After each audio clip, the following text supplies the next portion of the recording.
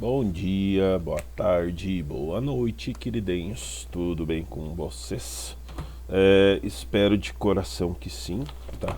Então, pessoal, continuando ali um pouquinho, ainda falando dos nossos genes, né, do funcionamento do nosso código genético e da síntese de proteínas. Então, os nossos cromossomos, eles são esses filamentos, né, de DNA que são associados a certas proteínas, que são as histonas, né? Cada gene ele é um segmento de uma molécula de DNA, de um ácido desoxirribonucleico. E ele vai ser responsável por uma característica herdada geneticamente, tá? Cada gene ele é composto por uma sequência bem específica de DNA e ali ele vai conter todas aquelas instruções, né, para produzir uma proteína que vai desempenhar uma função específica no corpo. Lembrando que cada célula humana mais ou menos tem 25 mil genes, tá? A maioria deles contidas no cromossomo, né? E o cromossomo é essa cadeia longa de DNA envolvida em torno da proteína histona. A maioria dos cromossomos contém vários genes diferentes, né? Então, lembrando que as células humanas contêm 23 pares de cromossomo, né? Um par de cromossomo sexual, XX nas meninas, XY nos meninos, mais 22 pares de cromossomos não sexuais, que são os autossomos, né? Que vão passar todos o restante das características do corpo. E nessa produção, os espermatozoides e os óvulos contêm metade dessa carga genética, né? 23 cromossomos cada um. Tá? Uma célula ela usa os seus genes de forma seletiva, tá? Ela pode se ligar ou ativar os genes que precisa no momento certo e desligar outros genes quando não precisa desses genes, tá? Todas as células do corpo, exceto o óvulo e o espermatozoide, contêm os mesmos genes, tá? Ativando alguns e desativando outros, tá? É dessa forma que uma célula se torna especializada num tecido cardíaco, num tecido sanguíneo, num tecido epitelial, num tecido ósseo e afins, tá? Então isso que acaba apontando como uma célula muscular é diferente de uma célula óssea e assim por diante, tá? Alguns genes ficam ativos o tempo todo para produzir proteínas necessárias, né, para as funções básicas da célula, e outros são desligados quando termina essa função, tá? Podendo reiniciar a sua atividade se assim for necessário. Então, uma vez que essa célula se especialize, ela não vai conseguir se especializar em outra coisa, tá? Uma vez que uma célula totipotente se especializa em tecido ósseo, por exemplo, ela não vai conseguir voltar e se especializar em tecido muscular. Da mesma forma ocorre com o tecido muscular, com o tecido sanguíneo, com o tecido cardíaco, com o tecido nervoso e assim por diante, tá? Então isso são características bem inerentes desse do gene, né? Que ele tem essa capacidade de intimamente se especificar, né? Se direcionar em uma função, e tudo ocorre lá pelo processo que a gente tinha visto da transcrição, né? Que vai ocorrer a síntese de uma proteína quando se dá por um determinado trecho de DNA, e daí aquela sequência do DNA que carrega essas informações que são codificadas, né, para a construção dessa molécula de proteína, é aquelas trincas que a gente dá o nome de códons, né? Que você tem, cada informação ela gera sempre em códons ou em trinca. Se você tem lá ao exemplo do RNA mensageiro, que está ali no material de vocês, ele possui os seguintes códons lá: adenina, uracila e guanina, um códon; uracila, uracila, adenina, outro códon; guanina, citosina e guanina, outro códon ainda, e assim por diante, tá? As proteínas são essas moléculas formadas por essas sequências menores que são chamadas de aminoácido, né? Então os códons do RNA formados nesse processo vai determinar o aminoácido que vai constituir determinada molécula de proteína, como tem naquela tabelinha ali que eu coloquei para vocês exemplificando os tipos básicos, né, de proteínas que são produzidas pelo organismo humano, tá? E daí você tem as codificações. A gente tem cerca de 20 proteínas na natureza que são codificadas de uma forma direta, né? E são as mesmas para todos os seres vivos. O que muda é a organização básica de cada uma, né? O que muda é como ela vai se organizar naquele organismo lá. Então ela vai conter aquela mensagem bem específica para aquele organismo, tá? Ligado a essa proteína. Lembrando que o DNA, que digamos não codificado do genoma humano, né, ele contempla até 97% desse genoma inteiro, mas apesar disso ele é extremamente necessário. Parece que está dando umas falhadas. Ele é extremamente necessário a essa reorganização genética que é preciso a cada fecundação nova, né? Então esses códons eles são capazes de sintetizar esses aminoácidos bem específicos, né?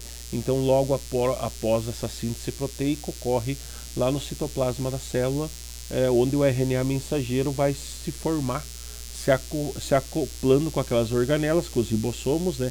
Para sintetizar a proteína, fazer a proteína como um todo, tá? E é nos ribossomos que ocorre a síntese proteica.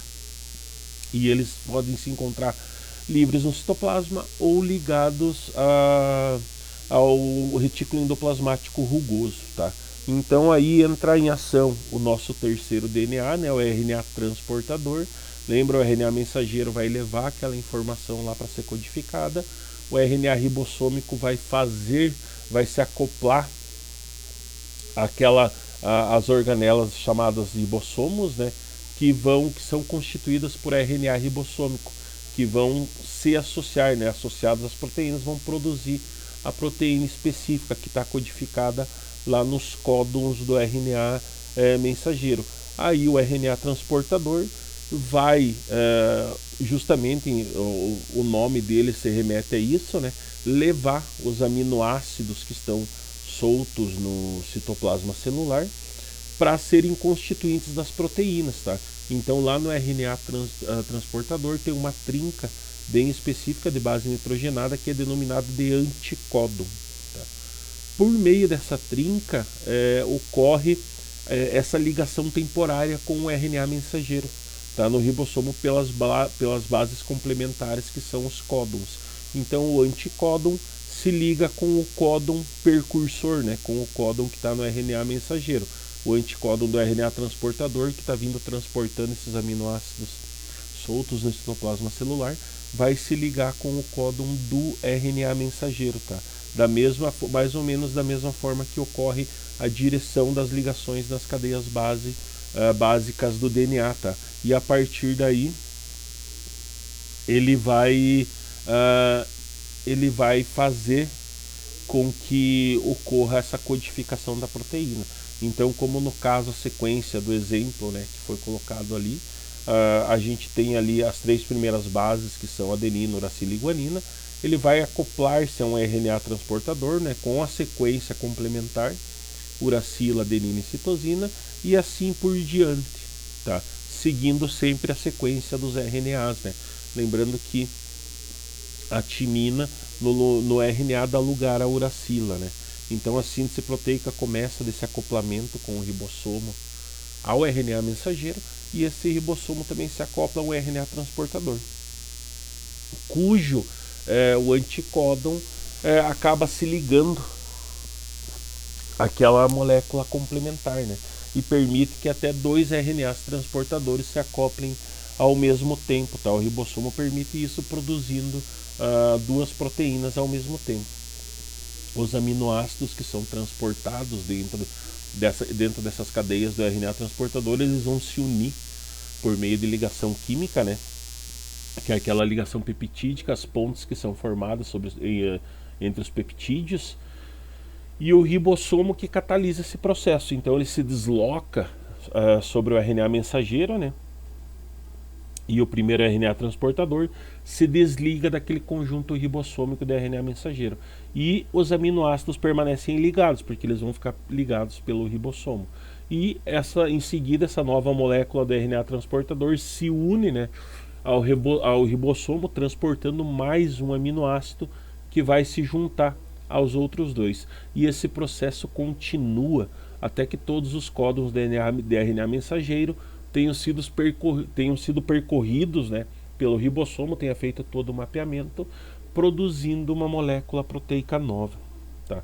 Então nós temos essas combinações de proteínas, né, que são combinações, são poucas combinações, digamos, de entre 20 aminoácidos, e todas as proteínas elas são produzidas dessa forma, tá? O que está exemplificado na tabela ali. A gente tem a produção da fenilalalanina, da leucina, da isoleucina, a valina, a argina, a serina e afim, e os códons terminais, né, que identificam justamente quando para a produção daquela proteína, né, os códons que indicam parada. Tá? Então a gente dá a isso o nome de código genético, essa correspondência entre os códons e os aminoácidos, certo? Essas bases nitrogenadas do RNA mensageiro, ela se combina sempre de 3 em 3, tá? Sempre, formando 64 códons. Esses 64 códons, eles correspondem a apenas esses 20 aminoácidos. Dentro disso, 2 ou mais códons podem ser relacionados a um aminoácido em comum, produzir o mesmo aminoácido, né? Então, nesse último caso, os códons que determinam o término do processo da tradução. E esse código genético é praticamente o mesmo para todos os seres vivos. Por isso que a gente diz que ele é universal, e além de universal, ele é considerado degenerado, né? Pois praticamente todos os aminoácidos são determinados por mais de um tipo de códon, tá? E essa relação com as características do indivíduo, ela está diretamente relacionada às proteínas, né, que tem essas funções bem importantes no nosso corpo, que são essas substâncias essenciais para a construção das células dos seres vivos, tá, que vão atuar como enzimas e como catalisadores dentro do organismo. Portanto, esses genes, né, as porções do DNA que transcrevem o RNA mensageiro, são os responsáveis pela produção de proteína. E, em contrapartida, essas proteínas controlam todas as características do indivíduo, tá? É claro que daí a gente tem os exons e os introns, né, dentro do DNA, que você tem, assim, as zonas que são codificadoras do DNA. O DNA ele é gigantesco, tá? A parte codificada nem sempre fica toda junto. Então, nós temos o que é codificado como exon, tá? Como porção do DNA codificável, então é dado o nome de exon. E intron, dado o nome à porção do DNA que não é codificável, que não está sendo utilizado naquele momento lá na organização do indivíduo. Então, essa é a diferença. E daí nós temos as zonas de transição ainda que podem ocorrer entre as cargas de DNA. Lembrando que numa produção de proteína, os introns, né, a parte não codificável, ela é decepada, ela é tirada de fora. Só fica na proteína o que é codificável, tá? Os códons que vão ser codificados para produzir aquela proteína. Mas no DNA como um todo você tem todas essas possibilidades, né, da produção de ter esses exons, que são as regiões codificáveis, e os introns, que não são as regiões codificáveis. Beleza, pessoal, tranquilo? Segue o material em anexo aí, lembrem, qualquer dúvida vocês anotem e anotem para a gente continuar na aula ao vivo, esclarecer essa situação na aula ao vivo com vocês, tá? Beleza?